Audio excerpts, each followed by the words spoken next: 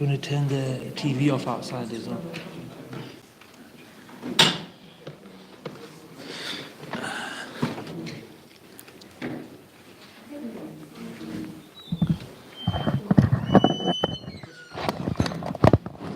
بسم الله الرحمن الرحيم الحمد لله رب العالمين وصلى الله وسلم وبارك على سيدنا محمد وعلى آله وصحبه أجمعين وبعد السلام عليكم ورحمة الله وبركاته.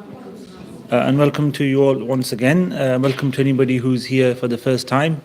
Our classes don't have any prerequisites or pre-attendance required. Today's topic is unique and different. We've talked about many things in the past from the book of knowledge of Imam Ghazali rahimahullah ta'ala. Today's topic is about statements, or what is known as shatahat, or transgressions, vagaries in a statement by the pious, by the people of the past. And this is something that was a problem and something that Imam Ghazali criticizes here in his Ihya Ulumuddin. And he says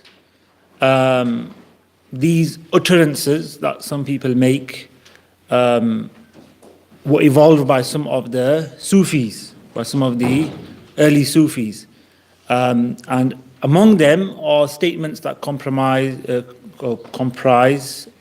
statements regarding the relationship with Allah subhanahu wa ta'ala, tawheed of Allah subhanahu wa ta'ala, witnessing Allah and being with Allah subhanahu wa ta'ala and communicating with Him.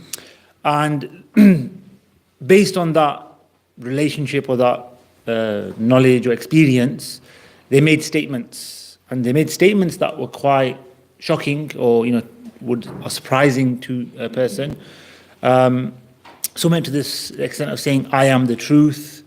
One here is quoted as saying, Subhani, Subhani, not Subhanallah, glory be to me, glory be to me. And so these kind of statements, where were they coming from, what was happening, and so forth. And Imam Ghazali says this type of speech is great harm. It's not good to hear this, not good to say this. People use this and, as an excuse to say, look, this is what the pious say, or supposedly the pious say. And it can cause a lot of fitna or trouble amongst the lay folk.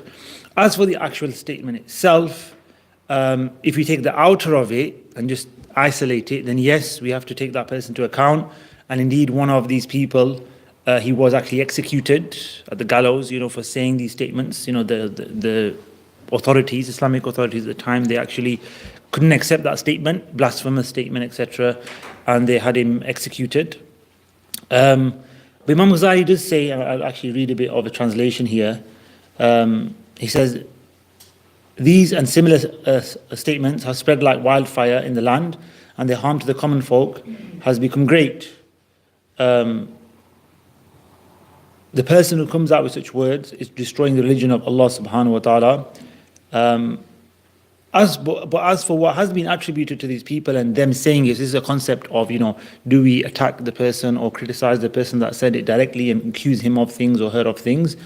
The Imam Ghazali says, even if we heard them say these things, the role that we have to play is that we have to treat them as statements that can be interpreted, right? That have a meaning other than what it was intended, or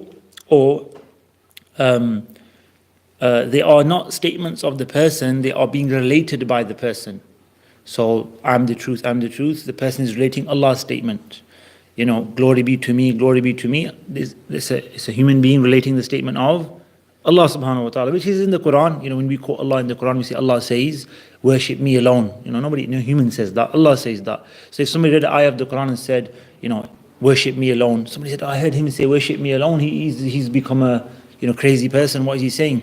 So this is how we've got to interpret it. They may have said something of this nature because of their relationship with Allah subhanahu wa ta'ala, their exposure to certain lights and illuminations and stuff. And in the past that was more common. And then a statement may have ensued from that, not a reflection of their actual beliefs. They're totally the opposite from their lives and their biographies. We'd see them as great masters of Tawheed, masters of the oneness of Allah subhanahu wa ta'ala and of beliefs of Islam. But Imam Ghazali do say that their statements tend to revolve around the idea of being in unison with God and this kind of thing. So we've got to be careful how we talk about the people who said those statements, but he doesn't accept the statements. Imam Ghazali said this is dangerous. If it's said, it shouldn't be related. If it's said, it's that individual's hal, let's say his state of being, and that isn't something that should be at all followed or delved into and so forth. And when he actually mentions there's another type of ecstatic utterance, which is just basically somebody going on about things. Actually, I'll read you from it. It says, comprising of unintelligible words to the author himself, who utters them because of the perplexity in his own mind and the confusion in his imagination, resulting from his ignorance of the exact meaning of words which he hears. So it's basically somebody just says something about Allah, about religion, about something that doesn't make sense, not to him or to anybody else. It's just gibberish. But he's trying to, through this, trying to get some sort of, following or some sort of fame or something. Whereas there is a level, and again it goes back to the first type really, where somebody says something which may not be understood by the people, but is understood by the speaker. And there's a problem in that language. It is important. Is unable to convey what he feels. He's not talking about maths, which is 1 + 1 = 2. He's not talking about a simple, fact of life. He's trying to express his emotions and feelings and what he's achieved in life, let's say. And Imam Ghazali and others give the example of like describing the taste of honey to somebody. What does honey taste like? You can carry on for a long time to describe the taste, but you have to taste it. It's an experience that's to an individual that language cannot convey to the masses or to another person, let alone the masses. And hence this person speaking is still a blameworthy thing. You shouldn't speak about things that are based on experiences that can't really be, some experiences of course, many can be conveyed and understood and articulated with speech, but these particular ones cannot. And therefore they're best left alone. And the speaker, the author of this statement should really not have said it. And the Prophet guided us to this. There's hadith in this regard, Sahih hadith, Bukhari hadith. Actually, it's attributed to Sayyidina Ali in Bukhari and to the Prophet in other collections. He says, do not, or he says, speak to Allah, to speak to people, khatibun nasa, speak to people, ala qadri aqulihim, according to their intellects, according to what they understand. And then look at the following statement. Do you desire that people start denying Allah and His Messenger, to start becoming doubtful of Allah and His Messenger? أَتُرِيدُونَ أَن يُكَذَّبَ اللَّهُ وَرَسُولَهُ sallallahu alayhi wasallam? Do you want people to takdeeb, to deny, to have this misunderstanding of what you're speaking of? So it was guidance for people who are speaking about these topics, not to speak about Islam, about things they may understand, but they can't convey that to the person listening. So obviously that hadith also shows it differs from person to person. Communication between people is something very important, and lack of or bad communication can cause massive problems, right? History has proved that to us. Life, maybe amongst yourselves, proves that miscommunication, not telling the right things or saying things in a particular way can cause a lot of problems. So we need to avoid that kind of thing. This is what the Prophet ﷺ guided us to. And then another narration mentioned here by Imam Ghazali that is attributed to the Prophet that never does any one of you relate a tradition, something about Islam, a tradition, which is beyond the ability of the audience to understand, without it becoming a source of fitna, source of trial and tribulation for them. So mentioning everything is not the case. It's wisdom not to put things in the wrong place, and we should be aware of that. And Imam Ghazali quotes Isa alayhi salam saying, Jesus is said to have said, reported to have said, entrust not wisdom to those unworthy of it, lest you do injustice.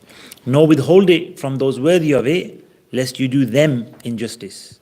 Be therefore like the skillful physician who applies the medicine to the appropriate area, to the appropriate sore spot, it says here, right? So, be wise in how you speak to people, what you share with them, how you teach them. This is why not every question is answered. Imam Malik was posed on one occasion 40-odd questions from an individual who had come all the way from Iraq to the Medina, and everyone would come to learn with Imam Malik. And we had this nation before, I believe. And he asked him 40-odd questions, maybe more, I think 46 or something questions. And Imam Malik only answered like 11 of them. So he was, a bit upset and a bit, like wanting more, left a bit, disappointed. So he said, I've come all the way from Iraq. I'm going to go back and tell them this is the questions I brought from the people. What am I going to say to the people of Iraq? I came to see Imam Malik and I didn't get the answers. What do I say? So he said, go back and tell them that Malik says, I don't know. Imam Malik says to 30 odd questions of yours, of the people of Iraq, I don't know. So you don't have to answer every question. You may not be able to answer every question. It may be wise not to answer particular questions, as the ulama have taught us. Just to speak in public and just to answer questions and various things requires training. It requires adab al-mufti wal-mustafti. There's two. There's not just adab of the mufti, or the one who provides the answers. There's adab of the mustafti, which is the one seeking fatwa. Right? And as a mufti, you need to know both sides. The person's coming, where his background from, etc., etc. I'll give you an example. One of our teachers, he was in Algeria, from Damascus. We went to Algeria for an Islamic conference event, and he was a student of knowledge as well. And he went there, and obviously being, amongst the ulama, somebody came up to him and asked him a question from the people of Algeria. He was in the capital, Wahran, and he answered the question. And he gave him an answer. I don't remember the question or the answer or anything, but one of the other shuyukh with him said, well, what did he want? And he said, he was asking a question about something, right? And he goes, what did you do? He goes, I answered him. He goes, but you're from Damascus and he's from Algeria. Do you understand how they give fatwa here? Do you understand the madhab here, the school of thought they follow, the fiqh, etc.? What the fatwa is in that mas'ala here, it might be different. He might have asked for a particular reason. Do you just, flippantly answer him? He goes, yeah, I thought the answer's obvious. He goes, this is not how you answer people when they ask you a question. You got to think through the stages of where this person coming from, etc., how much they already know, how much they don't know, why they're asking for. And similarly, yourself and your answer to them, what kind of impact it will have, what is it based on, etc. Right? So this is the kind of thing that Imam Ghazali is talking about, that often people speak or say things or answer questions that can cause problems. And then he mentions another category of statements. So that's what our topic is today, of these sort of statements. And he's warning us. Imam Ghazali is trying to protect us and our iman. And he calls these tammat, which are like calamities, basically, right? And these are what he refers to when he mentions this, and we talked about it last time, or we mentioned it last time, the batinites, the people of the inner, the exoteric interpretation, the inner interpretation. They look at what's within words rather than what's outside, the literal meaning and the open meaning of things, right? The zahir and the batin. And Imam Ghazali wrote a book called Fada'ih al-Batiniyah at the request of the Khalifa al-Mustazhir Billah. Right? He was the Khalifa of the Abbasids at the time. He asked him to deal with the situation. So he wrote his book for the Khalifa, but he wrote it against these ideas that were being spread by people at the time, a group of people, and that book is available in English and well known. Something to do with the Batinites. In English, I wouldn't know how to translate it. Fada'ih means the disgraces, right? Something that's disgraceful to do, like bad manners and disgraceful acts. The Fada'ih al-Batiniyah. But he mentions examples of what they used to say. So he says that. Actually, first of all, he mentions that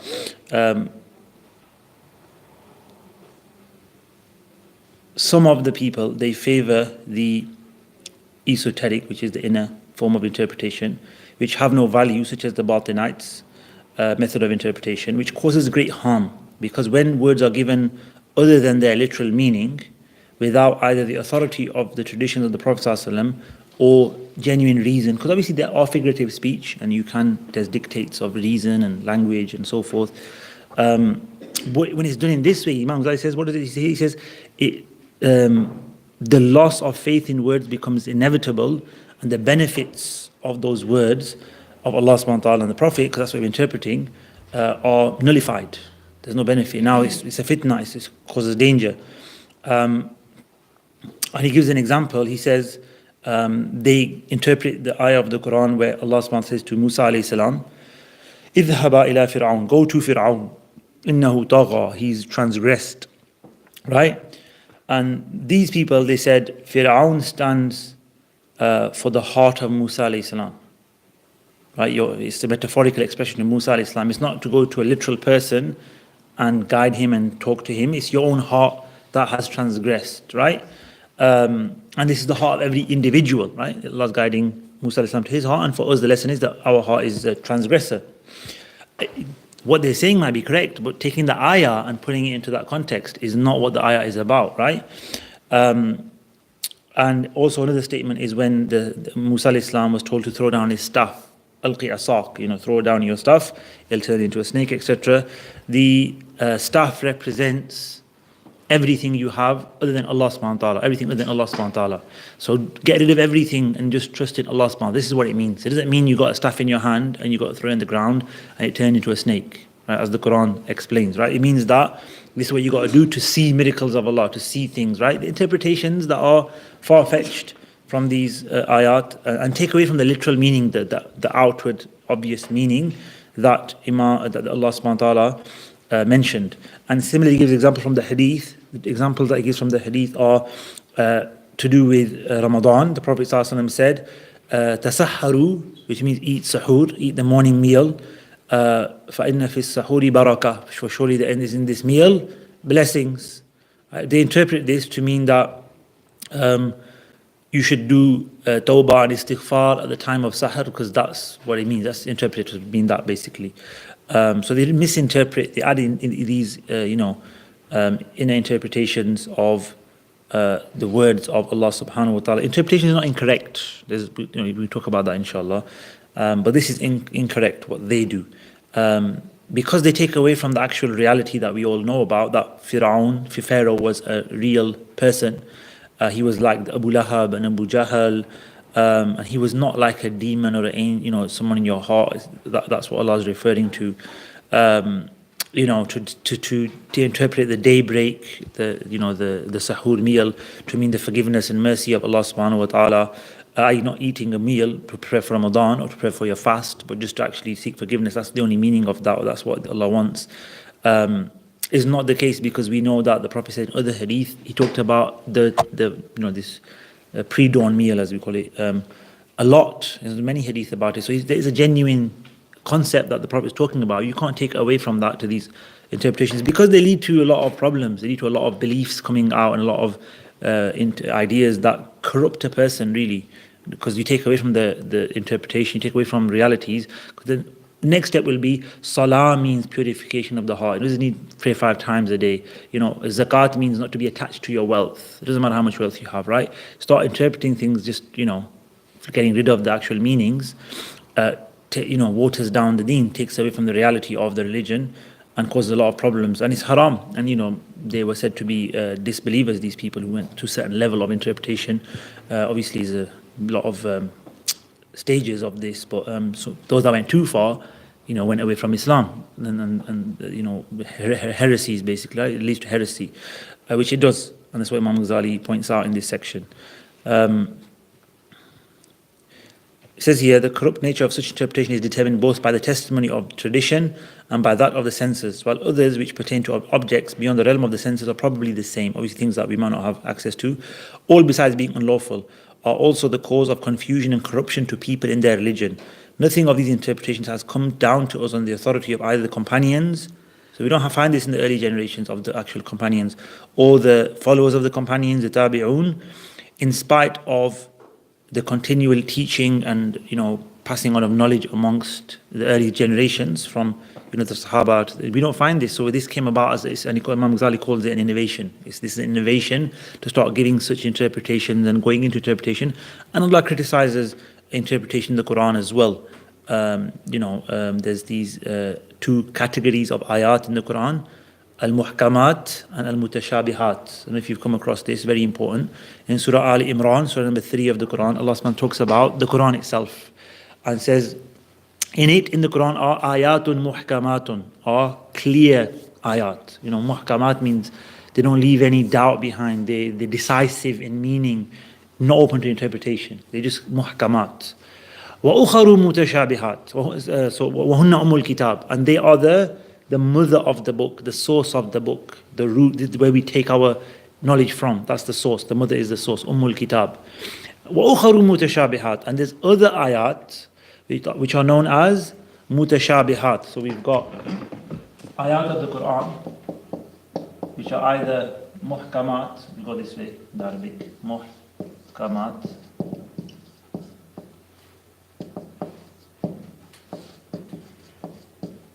or they're mutashabihat.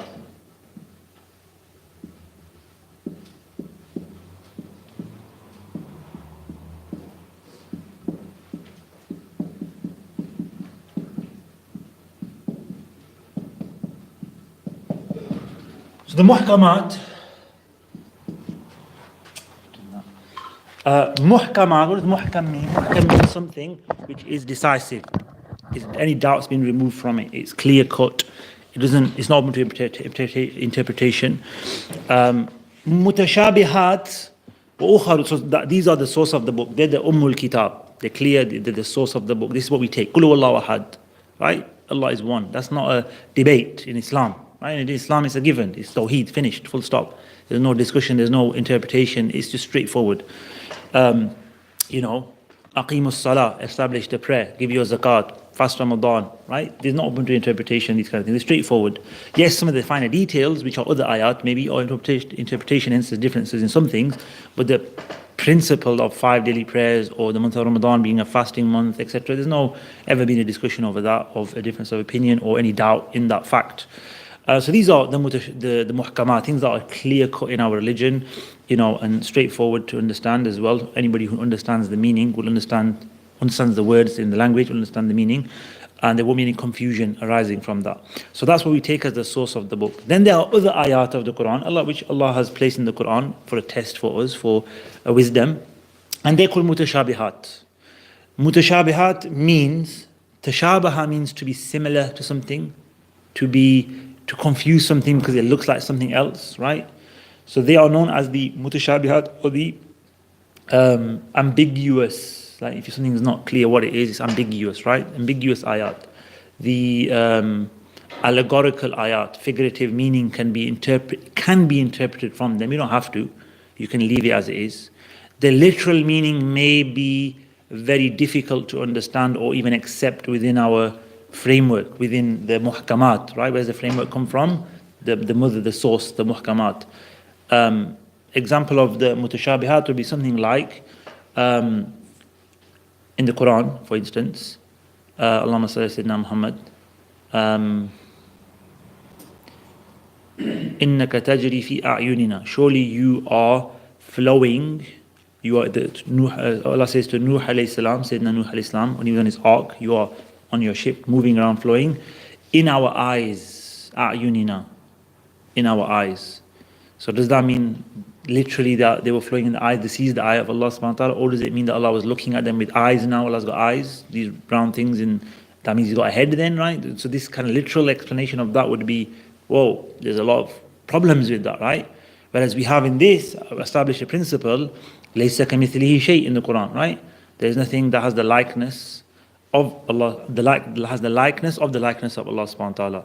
We have وَلَمْ يَكُنْ لَهُ كُفُوًا أَحَدٍ, and there is no one that is equal and has any similarity to Allah subhanahu wa ta'ala. They're established from the muhkamat, so we can't ever, there's a famous saying amongst the ulama of belief and accepted and very important, which is كُلُّ مَا خَطَرَ بِبَالِكَ اللَّهُ فَاللَّهُ بِخِلَافِ ذَلِكَ. Everything that occurs to your mind, Allah is other than that.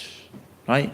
Imam Tahawi says in his Aqidah that لا تبلغ الأوهام ولا تدركه الأفهام, that imaginations cannot reach his understanding Allah subhanahu wa ta'ala. What you imagine is not Allah. Right? What does that mean? Think of Dajjal. Go on, let's think of Dajjal. You have to imagine Dajjal because you've got a description, you haven't seen a reality. So you imagine things from descriptions, right? You imagine things from stories, your imagination, that's where it comes from, right? You hear things, you imagine things. The other thing is Imam Tahawi in his famous Aqidah mentions is, and understandings do not perceive him, do not reach who he is.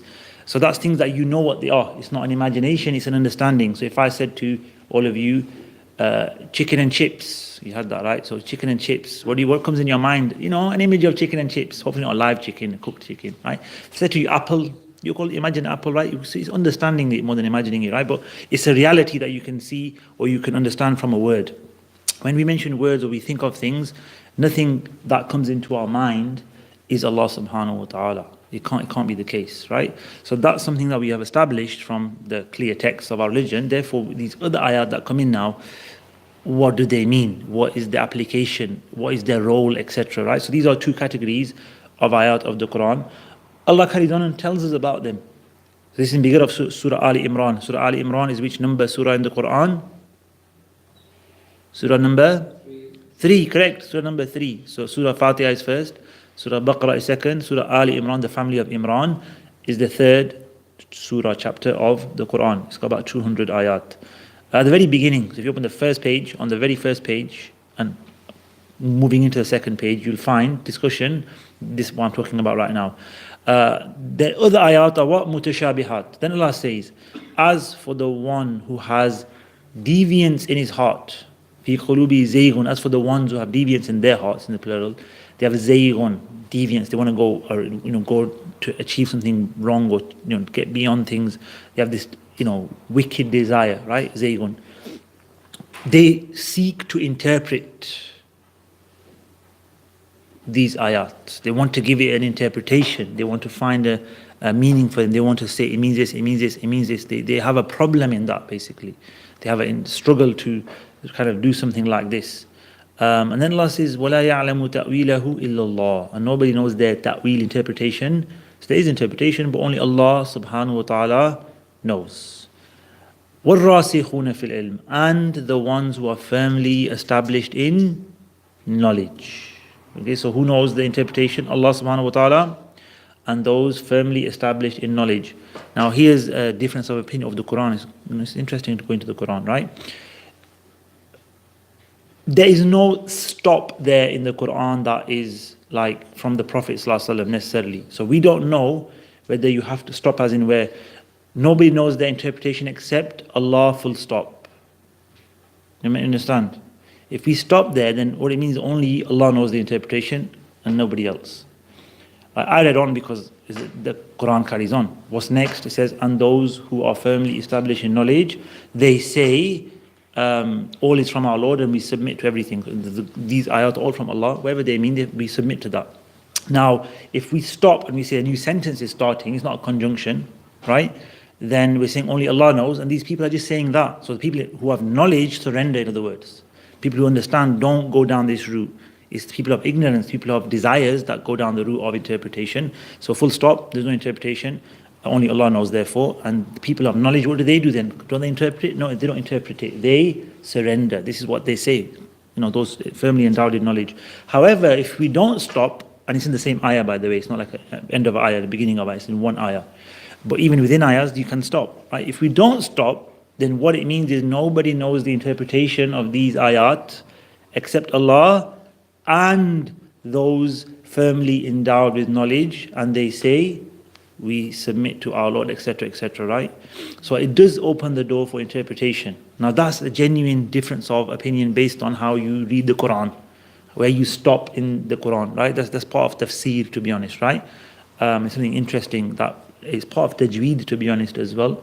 And that's where you get that, in some of the copies of the Quran, you have waqf lazim, right? You have a lam, zai, or something, right? You have in the margin, it says that this, you have to stop here, etc. That's the scholars telling you that the meaning here could be misunderstood, or not the meaning that's intended, if you don't stop here.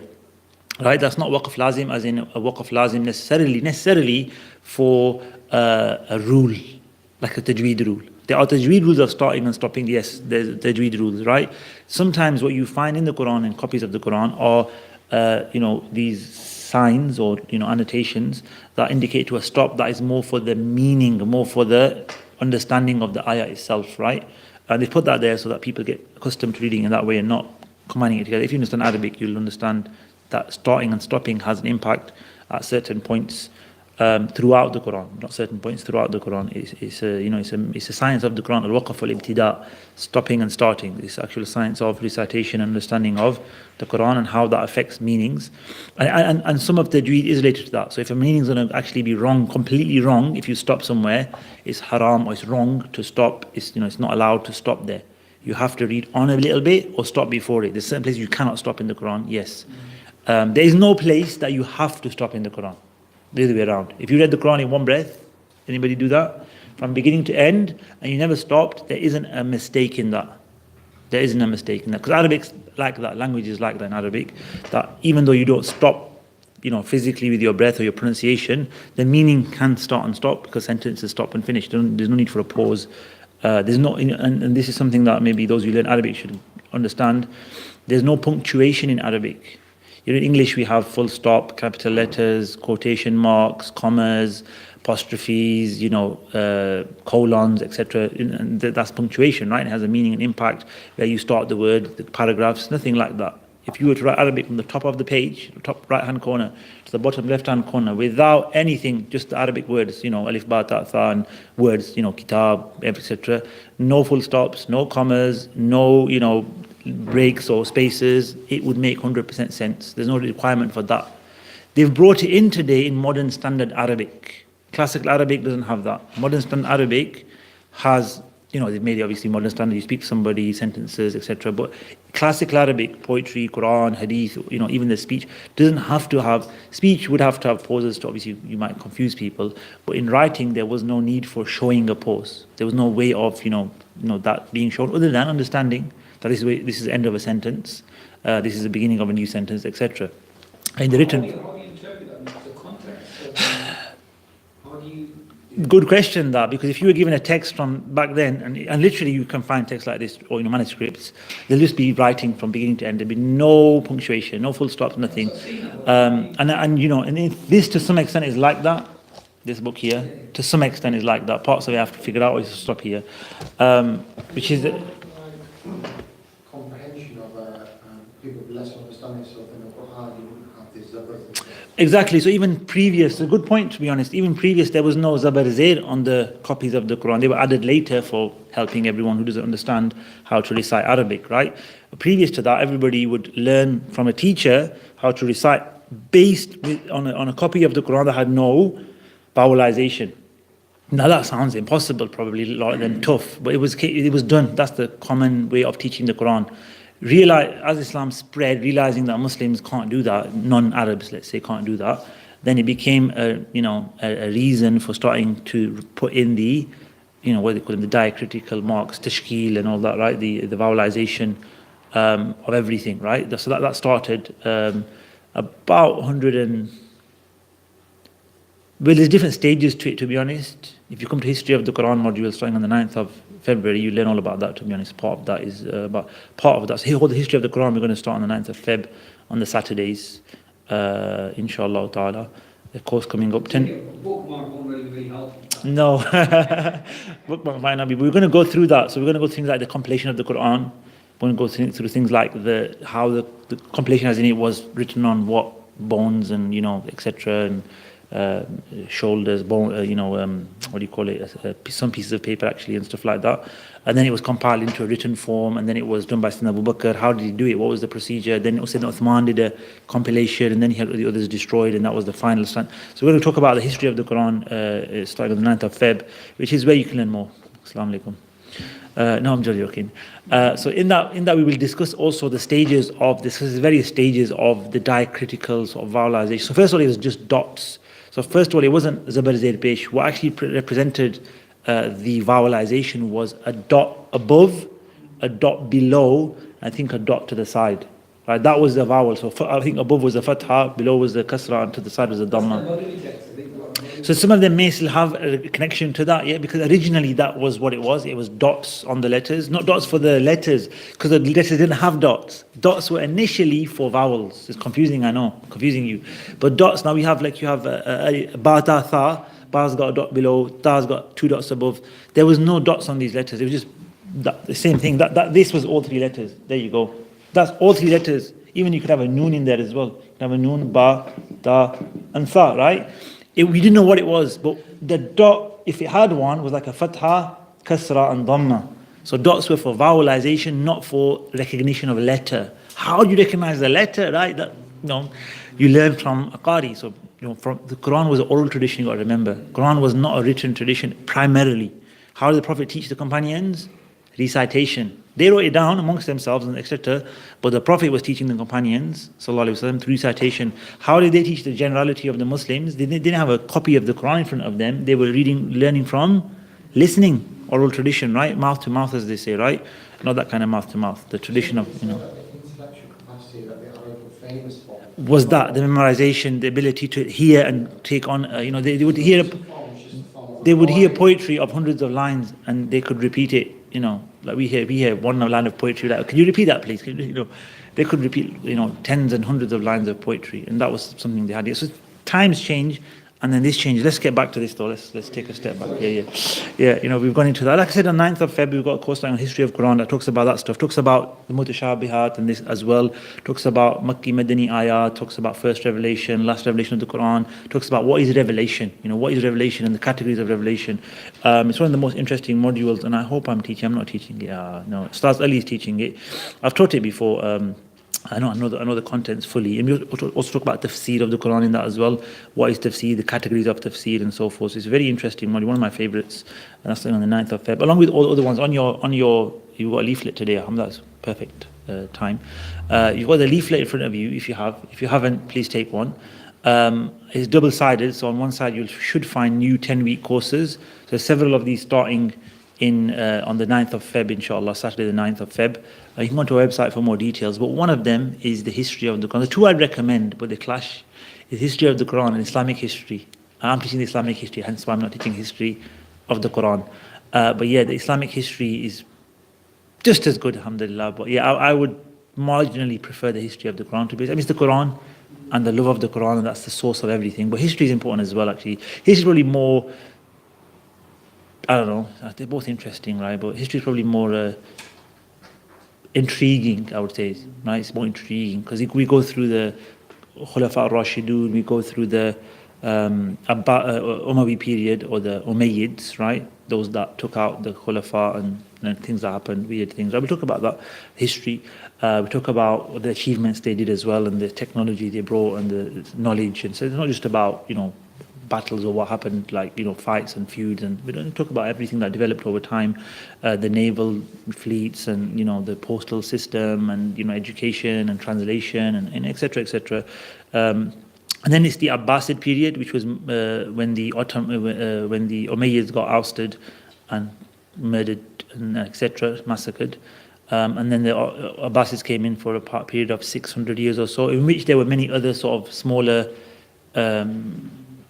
sultanates, or caliphate, not caliphates, but like states or dynasties, as you can call it, right? Like the Salahuddin Ayyubis, somebody will talk about, the Ghaznawis will talk about, and then later on, when all of that kind of came to an end, it was the Ottomans, and that's big now because of Ertugrul and all that. So we talk about the Ottomans for a few weeks as well, and that's where we finish with the fall of the Ottomans, is where our history course will finish as well. That which leads to the beginning of the 20th century, of course. And since then, you can read up on politics and what's happened since then, right? But what's prior to that, we'll be going through, inshallah ta'ala. So yeah, more information is available on the website.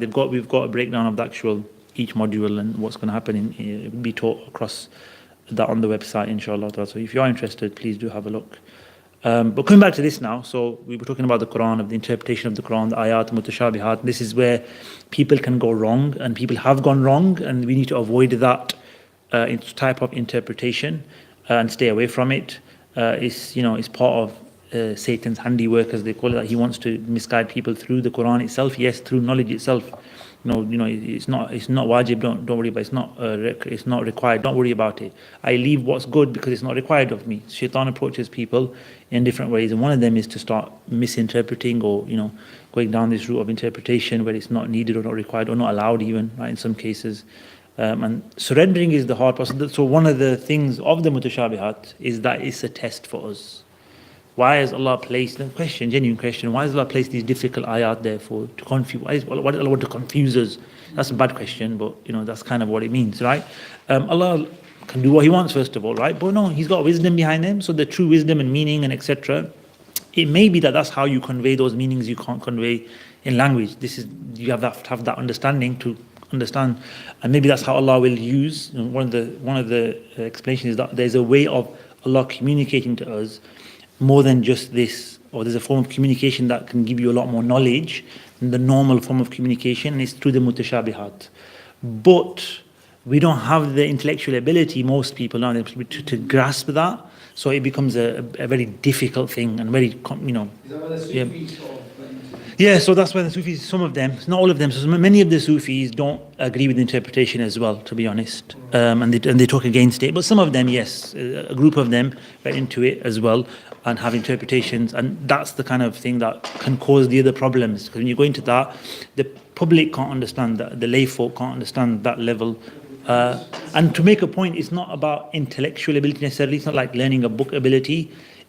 Part of it is a spiritual, internal, being prepared and ready to take on that, right? So for instance, the Prophet ﷺ, when he took on revelation, was prepared for revelation. Revelation is not knowledge as in, maths and English and language and science. It's different. Revelation is a communication through an angel with Allah subhanahu wa ta'ala. So he was prepared for that, squeezed, and he had to he went to the cave for a few years, and, his lifestyle and etc. So similarly, this isn't necessarily based on intellectual ability, we shouldn't always think about it that way, right? Sorry, you wanted to say something? Like the two pots of knowledge, so the one knowledge. Yeah, so Abu Hurairah, which you mentioned before as well, yeah, that could be an example of this, yeah, that some of the Sahaba may have had knowledge, of what was going on in these ayat. The Prophet himself may have had knowledge, but all will be revealed. It's not like things are hidden for us for no reason. They all will be revealed. Maybe when they're revealed, we'll actually understand, and we actually increase in our iman and understanding of who God is and understanding of His creation through the mutashabihat. So the wisdom in them to come to future, understanding of them.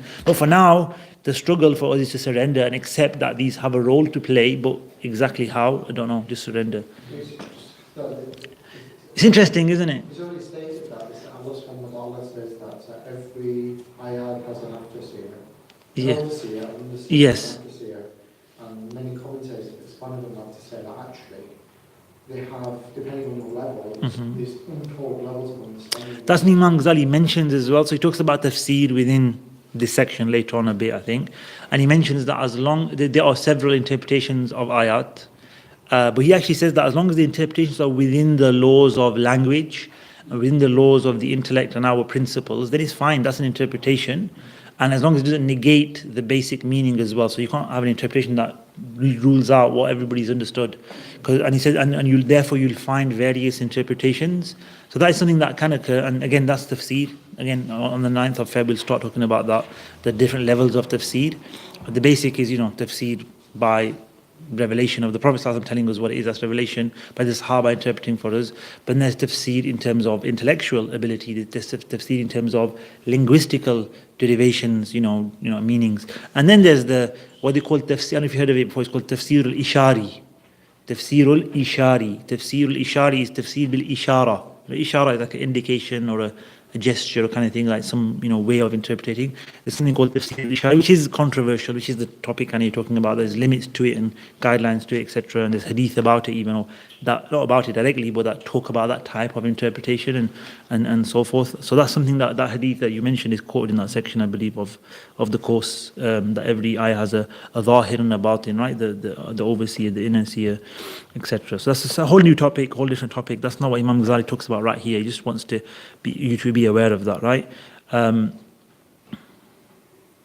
then he says in the final part of this section, he says, you have now been shown both the praiseworthy and blameworthy signs as well as the causes of ambiguity. Yours is the choice either to follow the example of the predecessors or to succumb to deception and emulate those who came after. All knowledge which the predecessor approved of has vanished, while most of what people now pursue falls in the category of innovations and made-up novelties. The Prophet ﷺ was right, of course, without doubt, when he said, "Bada al-Islamu ghariban." Islam started as something strange. وَسَيَعُودُ كَمَا بَدَأ, and it will return to the state it started in, i.e. strange, right? This is an important hadith, because the Prophet then said, طُوبَى لِلْغُرَبَى, glad tidings be to the strangers, right? And this hadith refers to many things, right? Obviously that situation Imam's talking about. But I think for us, and I'm going to make it relative today, and maybe go off the topic a little bit more again, but it's very important.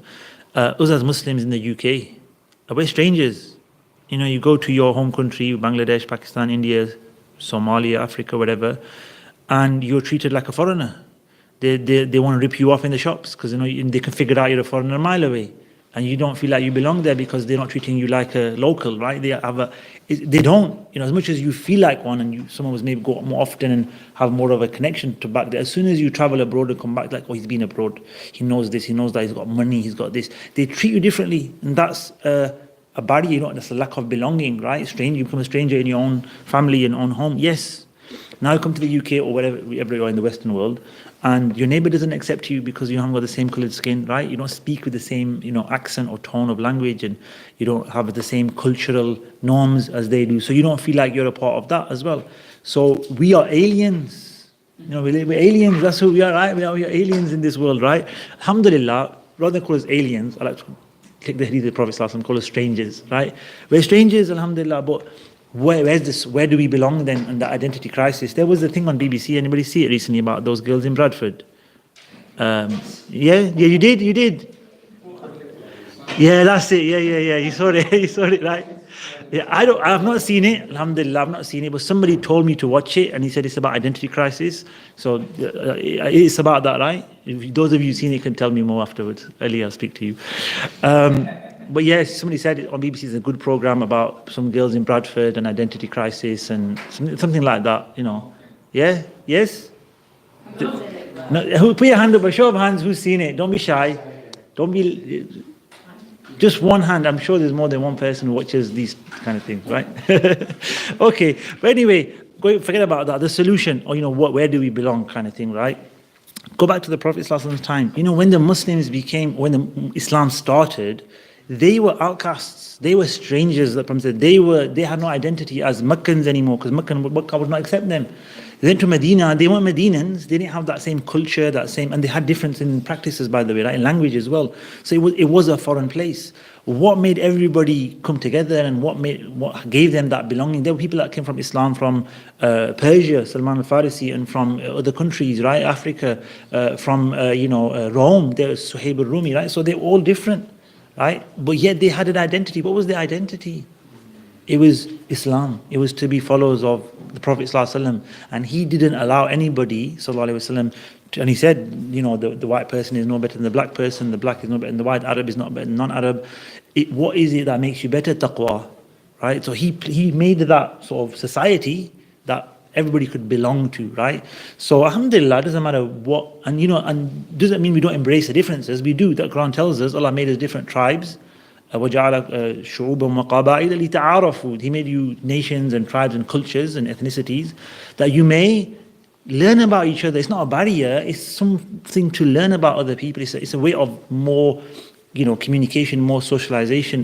That's what it's about. It's not about, oh, they like that, I'm like, stay away, barrier, this, that, the other. No, it's not. That wasn't what Allah made us different. So this hadith always reminds me of our situation, to be honest, and how we really need to find that prophetic guidance and that prophetic sort of platform that we had and we have. It's not lost, but it's not practiced, maybe, let's say. Is there, the Medinan society was, embodiment of that. And then the Arabian Peninsula, Makkah became like that. Wherever the Muslims went, it became like that. Islam took the dominant role, but Islam didn't take away the culture of any culture, any tribe, any land, as long as they didn't go against the teachings of Islam, right? So they obviously, first and foremost, they took the kufr out, right? That's the first step. Tawheed was established if there was disbelief there, and it wasn't removed from anybody who didn't want it to be removed. If you wanted to remain a disbeliever, Islam didn't force conversion, but slowly, as Muslims became more in number and dominated, etc., things changed to an Islamic culture. Some of that is probably Arabic culture, to be honest, as well. Islam doesn't have a culture necessarily; it just has a belief system, and that can fit into any country today, right? Any place in the world, as long as the people adhere to that. It didn't have any dictates on exactly what you should wear, etc. As long as it fulfills the role and obligation of modesty and elegance, etc. Right? That's the guidelines we take from the Prophet ﷺ and the companions.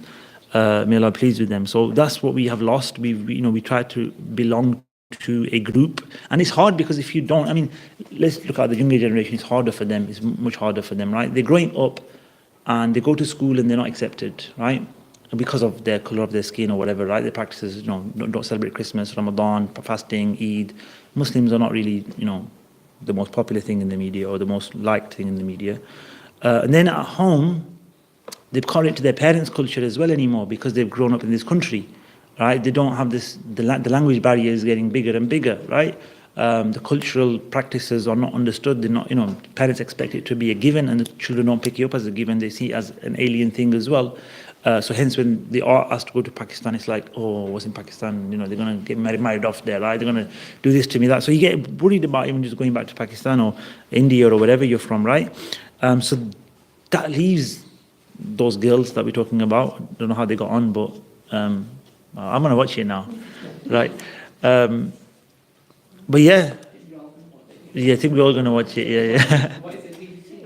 BBC, yeah, it's on BBC. I'm going to speak to Ali about it, then I'm going to decide whether to watch it or not. Because if it's in Bradford, I don't want to be, watching too much stuff that goes on in Bradford, right? Or Manchester or Birmingham, right? It's always bad parts of all cities, right? We ask Allah for protection. But yeah, so those young people, girls and boys, whoever, right? Young men and women are struggling a lot more than probably we had to ever struggle, to be honest. And we can't fathom it, we can't understand it, we can't get into their mind and head, and that for me is what we need to be doing, is making young people feel comfortable being Muslims. Just comfortable being praying, fasting, not make them fast, not tell them they have to fast and pray, not teach them Islam, but make them feel comfortable as Muslims, make them feel like that this is something that's good in my life, right? It's a privilege, it's an honor to be a Muslim. The practices that I have to do, although my society might not understand them, I can cope with that. I don't have to tin necessarily, that's what life is about. We're strangers, right? Give every one of us the ability to be confident and strong enough to stick to our morals and principles, and not succumb to whatever's around us, right? And it's easier for some than others, right? It really is. Some of us are not affected by what goes on around us. We see the differences. We're happy with it. I mean, for me personally, I was in Syria for 6 years. Islam to me was not a culture, was not an ethnicity. I met everybody there, right? When I say everybody, I mean people from Africa, from Europe, from Australia, New Zealand, South Africa, different type of people, Indonesia, Malaysia, the Syrians, the Turks, the Yemenis, So when you meet all those people and you live with them and you interact with them on a daily basis, and there's no food that's the norm, it's just different foods here and there, which is nice, international cuisine, and they invite you, so you have to accept. So it's like, there's no culture, there's no we have to be Arab to be Muslim, or you have to be Indo-Pak to be Muslim, or no, you're just a Muslim is a Muslim, and you are then whatever culture you are from, and you embrace that, and we celebrate it. So when obviously I come back to England, I understood this culture doesn't really accept what we are about, or a lot of it, but that's not a problem, because that's where we are, that's what we've got to live with, right? We just have to balance our lives as best as possible. So like I said, it's easier probably for me to do that, having that experience, but we need to help others through that, and helping them doesn't mean talking to them, it means showing them, means going with them. The more I say you travel, the more your mind opens, and the more you become accepting of others and cultures and so forth, and the more you stay at home and in your ghettos, which is probably the problem in Bradford, right? You don't really see the world out there, so you don't have that confidence in things and so forth, right? You don't really, it's that interaction that really changes, helps people who live in their own communities branch out. All of them tend to be, whatever religion they're from or culture they're from, tend to be what we'd call radical or extremist, or have a kind of hatred built up in them because they haven't seen the other party or interacted. So it's something that we need to help facilitate and be a part of. Yes, Adil? So I say, you said that obviously you travel. Basically now with the mode of transport that we have, we can traverse long distances. Mm-hmm. In the olden days, they didn't really travel much. If you lived in Lancashire, you lived in Lancashire. That's right, yeah. You wouldn't really treat that. I just went to one of the day, they were saying Box Hill, that took 3 months just to transport, like over, say, 10 miles. Mm-hmm. So they were like nomads. Yeah. Years ago, they're looking at fossils, collecting fossils. Right. But how did they then just, prosper, and were they just humble people? There was a lot less in the past, and in the past there was a lot less. So what would happen in the past, from my understanding, is that only a few people will travel. Obviously, people would travel, but not in masses. So this is migrations now more than traveling. So when they travel, they'd see these people, they'd be like, oh, what's going on here? They wouldn't be accustomed to it, right? But because it's just a few people, they had no preconception either, right? The media plays a role today, right, as well, because we all have ideas of what's going around. This is the first time they've ever seen somebody with that facial features, expression, right, that ethnicity. So they were more intrigued than probably had a pre-notion of like, this, that, the other. They may have, obviously there was people traveling back and forth telling them we met these social people, they were nice, they were bad. So they might have, through communication, some level of understanding of people around the world, but face to face there was hardly anything because of, like you said, the travel being very difficult, and mass travel like that wouldn't have occurred, only certain people. Now, in our time, it's the opposite. Like, I mean, the technology that you can see it all the whole world, Yeah, that's right. You can see everywhere and know everywhere and figure out everywhere. And there's maps and there's so much information out there. But is it really benefiting us? Is the question. Has it really impacted us in? So hence I call it information. It's because knowledge is what benefits, right? Information is good, but it's just data on a computer. It's just memorization of stats. What good is that to us, right? So that's what we need to do. Allah says li ta'arafu. Ta'aruf means to know each other, right? To get to know each other, to figure out what it's all about, really. So that's why we're different, not to fight, but to know each other. Everything's slow, so now the biggest issue we have with the young generation is like instant gratification.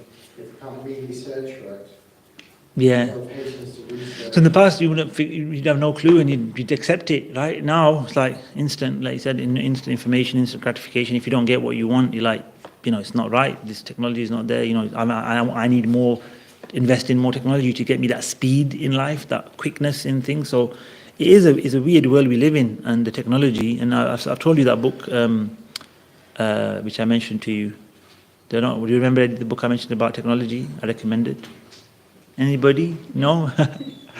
There's a few I recommend, but they're all by Neil Postman. And the one I recommend is called, I didn't recommend this one, but you can read this one. Amusing Ourselves to Death is definitely one, but one you can read as well is called Technopoly. Technopoly, that's a good one. They're all very similar, his books, by the End of Education, Amusing Ourselves to Death, and Technopoly, the three I've read of his works, right? He might have more than that. He wrote them all in the 80s, and it was about technology and how it's changing the way we think, changing the way we behave, society at large. And he was talking about in the 80s, but what he talked about then is happening now. So he's 30 years ahead of his time at least, right? He wrote about it that time, and it's exactly what's happening now in terms of education, in terms of communication, communities, how they're developing, growing, all the drawbacks we have. He predicted or showed how it could go, and it's happened basically. So he was talking about the dangers of it or what it's leading to. He had insight, he's a man of insight. Sorry? Yeah, that's right. Yeah, that's right. And then the next section on the book, we can stop at a section because it's a brand new topic. What do I have to study as a Muslim now? That's the question. That's next week's topic. What do I as a Muslim have to study? Do I have to study fiqh? Do I have to study aqidah? Do I have to study prayer, fasting? So Imam Ghazali now, after the whole kind of telling you about knowledge, what's praiseworthy, blameworthy, then directs you as an individual, gives advice to the reader on what he or she needs to be studying as a Muslim, and what he or she should study, and so forth. So this is like the next topics. Tomorrow is next week's topic, inshallah. We'll talk about that, inshallah ta'ala. There's plenty there to talk about for next week, inshallah ta'ala. There was one thing left that I forgot. You've got 5 words, we said last week, that they've been changed, meaning the last word, the 5th word, was hikmah, and I mentioned that, wisdom. Wisdom, just to finish on this point, was used for the people who were given wisdom, which is where to place knowledge, how to teach. We talked about how to answer the question. That's wisdom. The Prophet ﷺ said a word of wisdom is better than what this world contains, right? A piece of wisdom learned by somebody is better than the whole world and what it contains. And Allah says in the Quran, وَمَنْ يُؤْتَ الْحِكْمَةَ فَقَدْ أُوتِيَ خَيْرًا كَثِيرًا. Whoever is given wisdom is given a lot of good. But Imam Ghazali says this is now used for, the word hikmah is used for somebody who is a hakim, who's a physician, right? Herbal medicine in those days, right? Unani medicine, Greek medicine, who's a poet, hakim. The poets were called hukama as well. And astrologers astrology became known as the hukama as well. And people who'd go around, and it became a negative title for that reason. Obviously, people used it for that, but it was a negative thing that these people would make money out of it. Basically, that was one of the main goals, and that's what it got used for. So, with the word Hakim, if you hear that in the past, in Imam Ghazali, it was used for money makers and so forth, right? And it still is. Yeah, Hakim can in certain parts of the world is still used for those kind of people. Yeah, so it still exists. In Asian countries around the Central Asia and Southern Asia, etc. You know what I'm talking about. It says, but the final statement actually just mentioned. It says, if you, there's one we had from last week. I don't know if we just said it last week. I recall it from last week. I must have read it last week. I mentioned it. I think there was a particular sheikh who started to sit to teach. Then he had 1 student, 5 students, 10 students, 20 students. He took the class to his house. It was too many students. He had his few students that he had. They started knocking on the door. Your students are waiting in the masjid, in the gathering. They want to come. What are you doing at home? He goes, no, they're not my students. They don't come for me. They come for the gathering. They come for to be there. They don't. It's not. What I'm teaching is not for them. In other words, right? So he didn't want the fame. He didn't want that. Etc. He thought, I don't need to teach everyone. Everyone doesn't need to know as well. These are all here for the gathering, like the storytellers type people, right? This is not what they were in the past. The true scholars were not out for fame and following and masses, right? And Imam Sufyan al-Thawri says, and finish on this one, if you see a learned man who has many friends, you may be sure he is a charlatan. And a fake, because if he were to speak the truth, those friends would go away from him. They'd leave him, right? So if let's say that Umar said, saying about Sayyidina Umar is his being truthful will leave him with a few friends. Because Sayyidina Umar was somebody who spoke the truth, very firm in the truth. But that truth may have left him, like friends as in close companions, intimate friends, right? Obviously everybody loved Sayyidina Umar, but building a friendship with him wasn't as easy as you'd want to, have. So he didn't have many close friends because of that fact that he was very firm in the truth, right? And hence, that's what Imam Sufyan al-Thawri is saying as well. If true scholars spoke the truth, he wouldn't have many friends. You'd see that. Not that he wouldn't have following, he wouldn't teach, etc. But the close friends around him, if you see a person with many friends and people around him, he's got loads of friends, then he's most likely a fake. True scholars don't just make friendships with people. They tell them they call a spade, and they get on with life, right? So, alhamdulillah, Rabbil Alamin. We'll stop there for today. And what's next week's topic? Sorry? What to study? So what you need to study, right? We'll talk about that next week, inshallah ta'ala. And that's the topic. So like I said, if you didn't attend this week or week before or even that, tomorrow you can next week you can attend and learn something actually that's independent of each other. There's the beauty of Imam Ghazali. He didn't really do it in that sense, but he's put so many sections in these his work that you can just take them as independent classes basically. But they all are interlinked and interlaced. And we're going to come on to, he's going to build up the whole idea of studying the rest of the book, which I think he's done already, rahmatullah alayhi, but there's more to come, inshallah ta'ala. So thank you for attending, and any questions for today?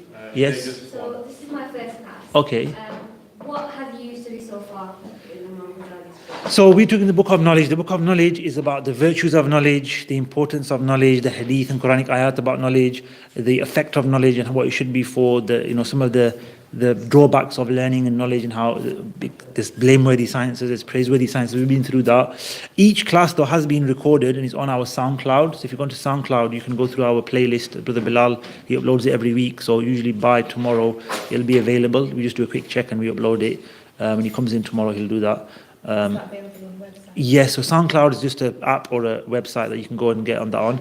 This is live streamed right now on YouTube. So they were previously on Facebook, so you'd have to search our Facebook page for the previous ones. But for the more recent ones, the last 3 or 4, all on YouTube. So if you go on our YouTube channel, this is live. So assalamu alaikum to everyone at home. If you're watching, by the way, hello.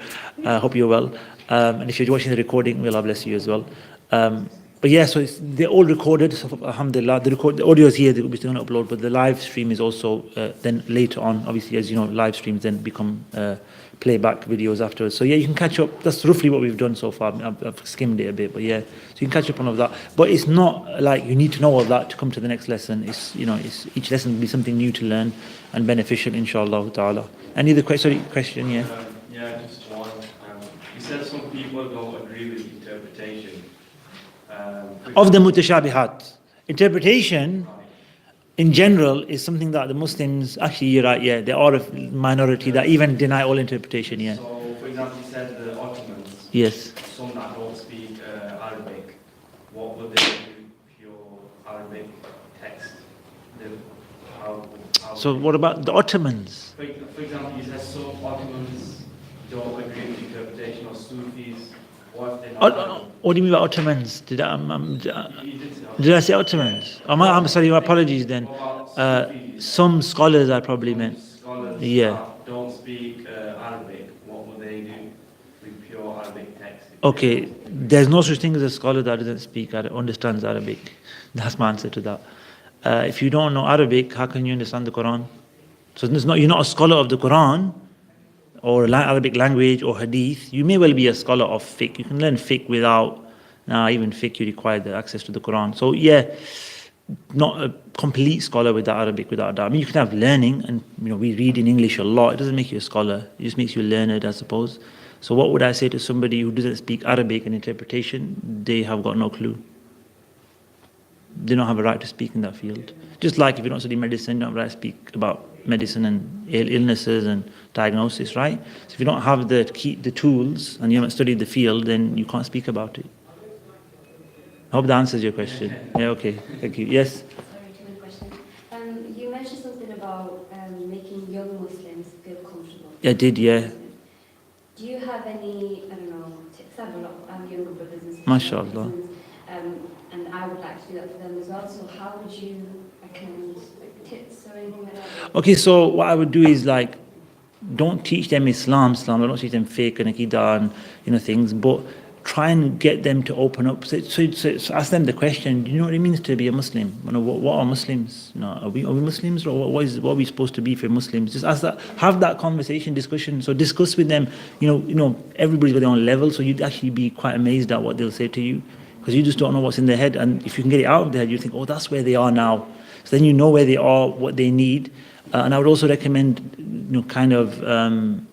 not teaching them, but kind of more storytelling about the life of the Prophet ﷺ, or getting them to read about the life of the Prophet ﷺ, to know who the original Muslim of this ummah was and who we follow, etc. And that he was a normal person, that he lived a life, he had a family, he ate and drank, he had good etiquette, etc. And he had to go through struggles in the Islam side. So he had 40 years before revelation. He was, living amongst his company, and we need to talk about that. That's hence why in the Sirah books they talk about that. They talk about his life up to revelation, and then post-revelation they talk about as well. So I think share the life of the Prophet in a wise way with them, to help them to get more attached to Islam and what Islam is about, because it's just, prayer and fasting and Ramadan and the things they see is the end of the journey. The beginning is the Prophet ﷺ, is the journey of the Prophet ﷺ, which was La ilaha illallah. Just to establish that first. And if you don't establish that in our young folk, then prayer isn't really going to have an impact without La ilaha illallah behind it. Understanding it. Of course they will say it and they believe it, but the strength of it and the understanding of it, that people had to die in the past to say La ilaha illallah, right? And they struggled just for that reason. And they didn't have to pray and fast at that time. They just had to say La ilaha illallah. That was the only challenge. So that kind of thing, talk to them about Islam, the history of Islam, and not necessarily the rulings and this, that, the other, and ask them how they feel and how what their opinions are. Give them that respect in conversation. Yeah, that's what I'd say. Okay, last question.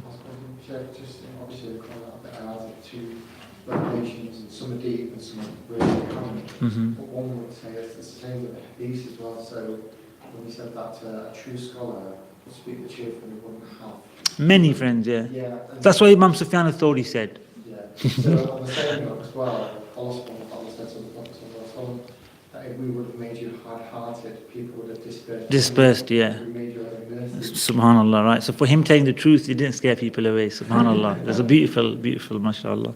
Of course, he told the truth, but everybody loved him still, and yeah, subhanallah. Soft, yeah, subhanallah. So there's wisdom. Okay, thank you all very much, and we'll see you next week, inshallah ta'ala. Assalamu alaikum wa rahmatullahi wa barakatuh.